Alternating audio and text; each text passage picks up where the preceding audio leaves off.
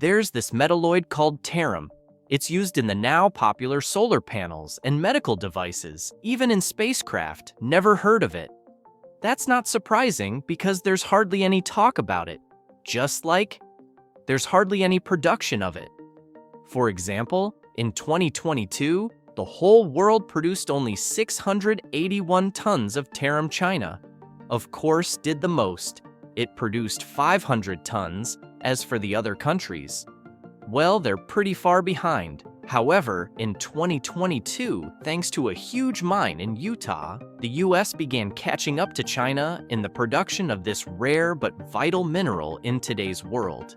And this discovery could really shift the balance of power in the global mining sector.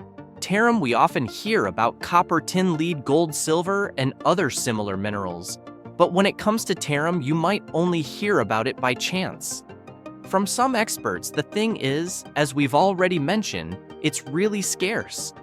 Though if you look up at the sky at all, those star scientists claim that there's a lot more Tarum out there somewhere in space. According to them, somewhere in the cosmos is now flying. What was on our planet, more precisely, what it was? At the time of its formation, the chemical reactions were happening at a crazy pace, and as a result, Tarum unfortunately flew off into space as a gas. So what's the deal? There's not much Tarum on our planet. It flew off into space before we were even around, back when there was basically nothing at all. How rare is this metal anyway? Surely many have heard about platinum and about how valuable it is because it's so rare in the Earth's crust. Well, Tarum is similar to it in terms of how rare it is, which is why it's often called one of the rarest stable solid elements. And 2022, the global production of Tarum reached only 681 tons. We already know the leader among countries. China's ahead of the rest, while others, including the United States, are catching up for comparison. In 2022, the world produced 21.9 million tons of well-known copper. Now it's even more obvious that people have very little Tarum. By the way, the copper comparison isn't just to show how rare Tarum is. It's because of copper that the US will be able to catch up with China and in general have some influence on global affairs, even if it's not a game changer. And to be more specific, this will all go down thanks to the Bingham Canyon copper mine in the company Riot. Into that controls it. They've been mining copper there for a long time, since 1906.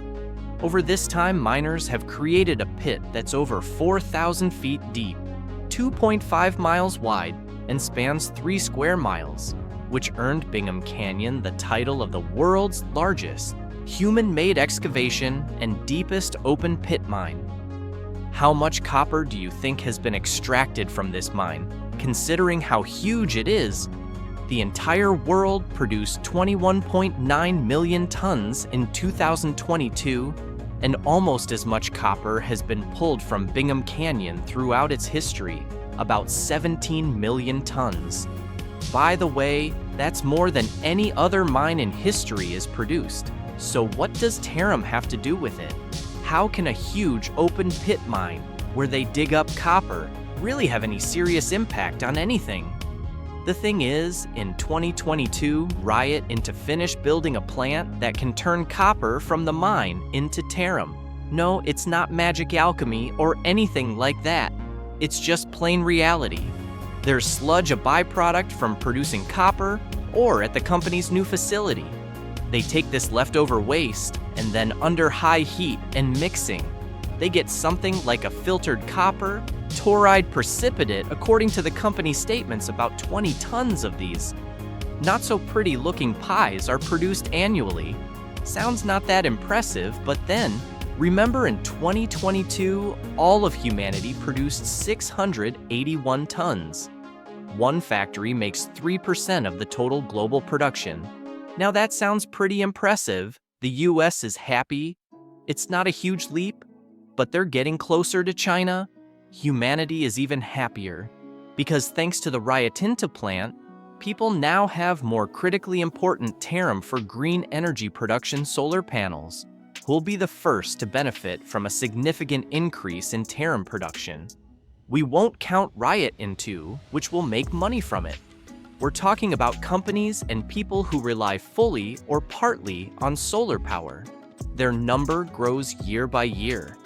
Here's the proof. Check out what the total capacity of all installed solar panels used to be.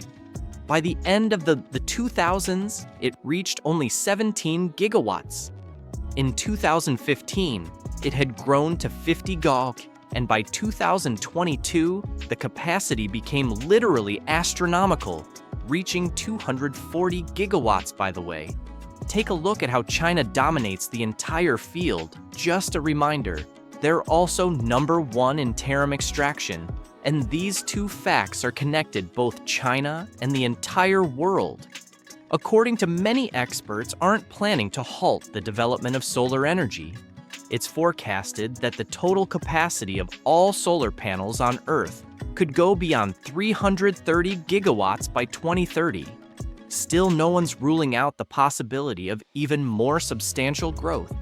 One can logically conclude that more and more solar panels will be required.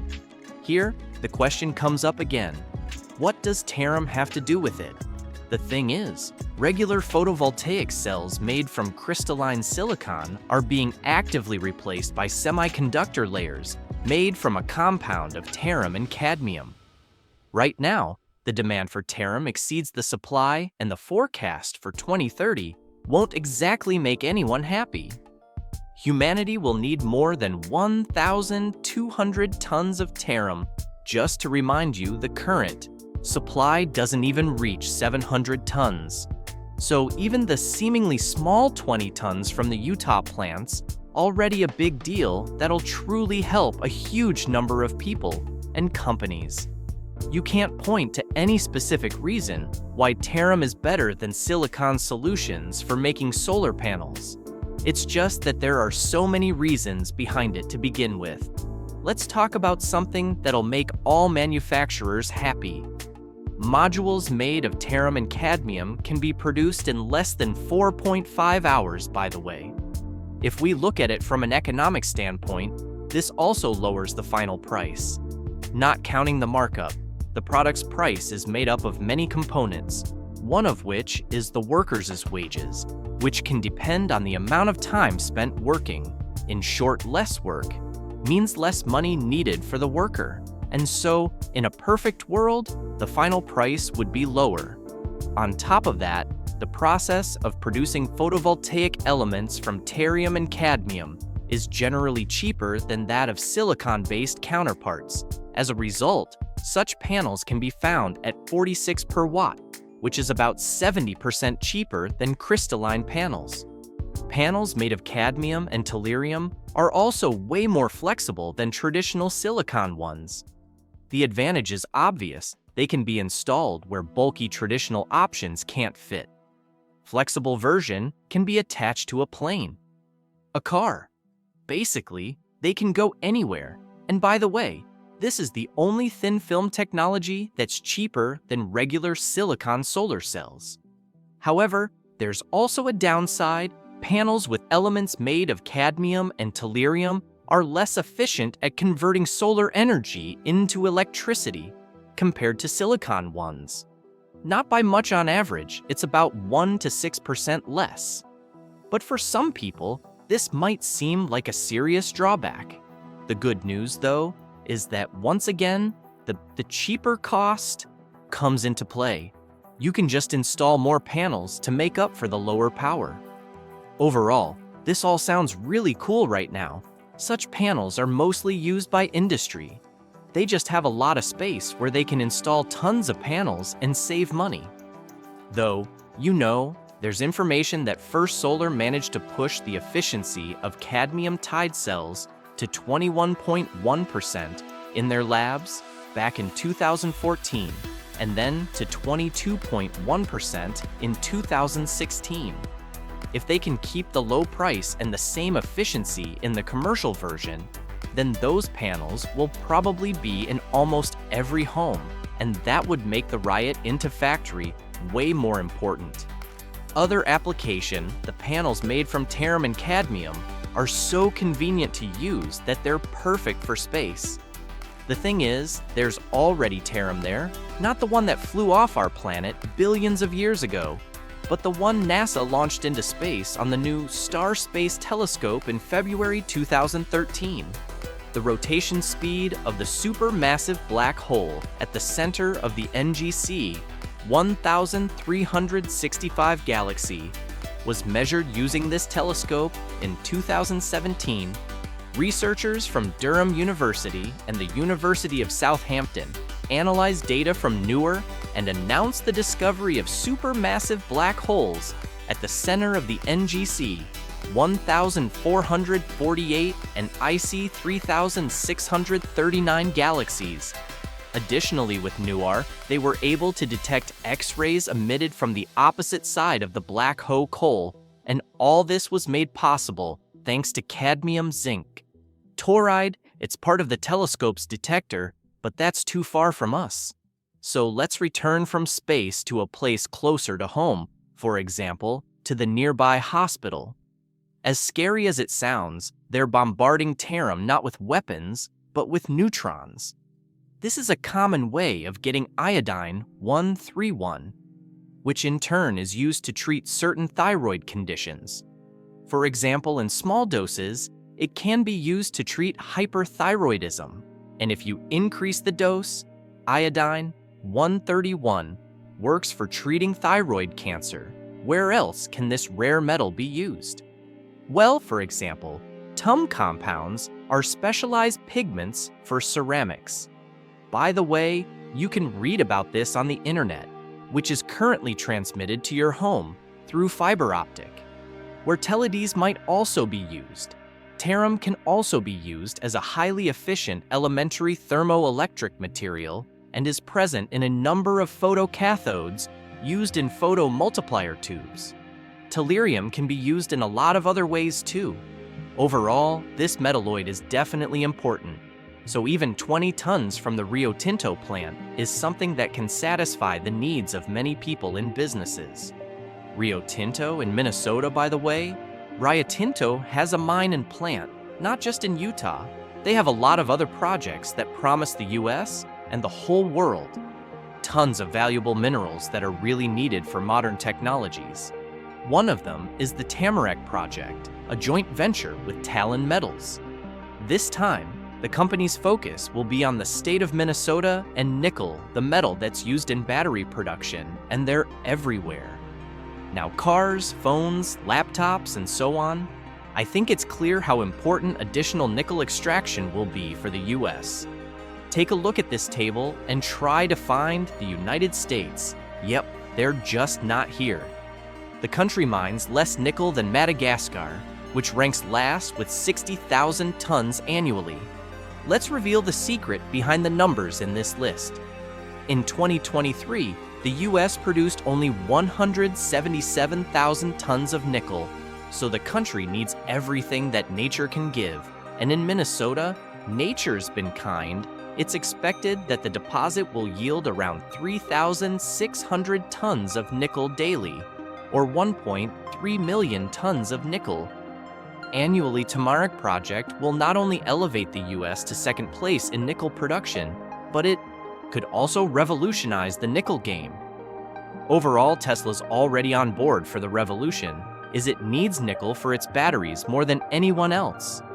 The company is committed to buying 75,000 tons of nickel concentrate over 6 years after the planned mine opens.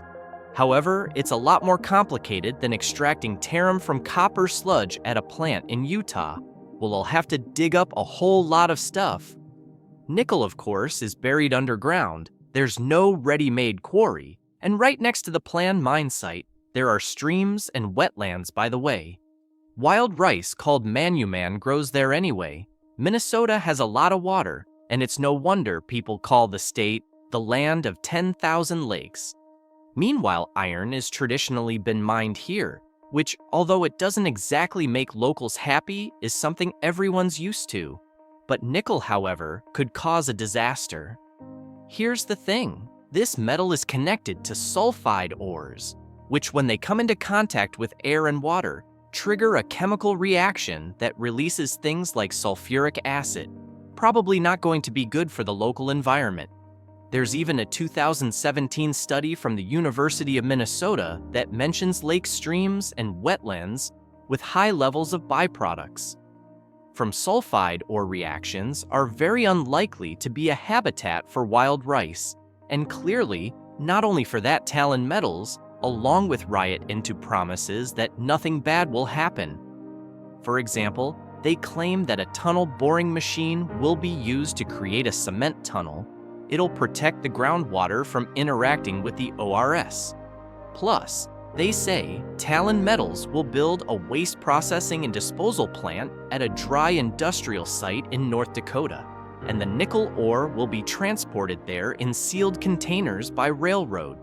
All we can do now is hope things turn out this way, because the need to gather more of the resources we rely on today shouldn't come at the cost of nature issues. But let's go back to Tarum, of course, like always the plant, which has basically become strategic for the US as its opponents, and this is despite the fact that thanks to Tarum, there are more solar panels being installed, which in general will improve the environment. The more renewable energy sources we use, the less coal is needed and the fewer carbon dioxide emissions our atmosphere gets. Plus, it's worth mentioning that the production of Tarum at the new plant reduces the amount of waste generated from copper production without the Tarum circuit. The system that extracts the rare metalloid from copper sludge leftover materials from electro-refining and chemical treatment would simply be sent for disposal. Now, however, they're turned into valuable Tarum sent for purification and then become part of everything. We've already mentioned, by the way, Rotino has a lot of experience in how to get valuable resources out of waste. For example, let's take lithium. The company started its production from waste rock at the mine plant in California. As stated by Rio Tinto, by 2021 output at this pilot plant had already reached 10 tons per year, and that's just the beginning. The company also said that the pilot plant was just there to show that it works. They were also assessing the possibility of building an industrial-scale plant capable of producing at least 5,000 tons of lithium from waste. By the way, this would be enough for about 70,000 electric cars. You think that's it? Not at all in Canada. Scientists from Riotin found a way to extract and purify rare scandium from titanium dioxide production waste. So the company has experience in getting something rare out of waste. However, there are still components of the Tarum plant to start. There are those who are generally against any plants. That's understandable. Some people are against those particular solar panels that use cadmium toride compounds. Cadmium is toxic, which raises the issue of disposal. There is a solution: recycle solar modules at the end of their lifespan, which, by the way, is 25 to 30 years. However, back in 2013, it turned out that recycling cadmium and Tarum modules cost more than selling off the wreck-reached materials. At the same time, it was said that future methods could bring costs down by cutting out expensive and environmentally harmful processes. For example, it was suggested that the most promising option might be vulcanization, vacuum distillation, combined with the mechanical double green process. This could allow to recover tellurium with a purity of up to 99.92%. Yet the method never gained much traction. Does it stop? Anyone doesn't look like it. Riotin struck a deal with First Solar, the largest producer of panels that use cadmium and Tarum, which means all the Tarum first goes for refining and then straight into making solar modules.